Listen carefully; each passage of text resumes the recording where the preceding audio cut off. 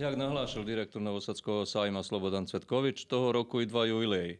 95 років існування сайма і 130 років отримування оцінювацької традиції у Новім Саці.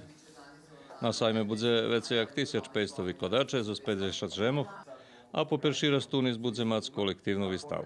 Юбілей, який обележуваме того року, французька Жем-партнер перший раз буде присутна з 12 компаній, які ще представляють Халі 1.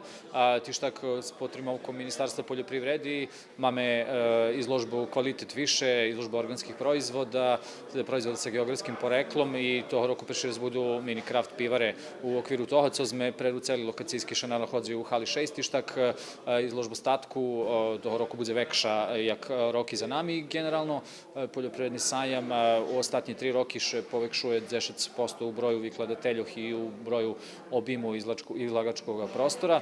Takže možemo povedati, že očekujeme našćiviteljog, možemo povedati, že sajam tirva od utorku do ponzelku, to tiž tak novina za tod rok. Porodični dzenj bude na pijatok i nadavame še, že bude dobra hvilja da našćivitelji možu prići u velikim broju.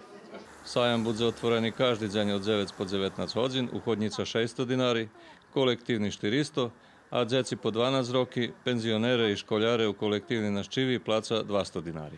Na familijni deň cela familija s djecmi, ktorí majú menej jak 16 roky, hodna vojsť na jednu kartu za 600 dinári.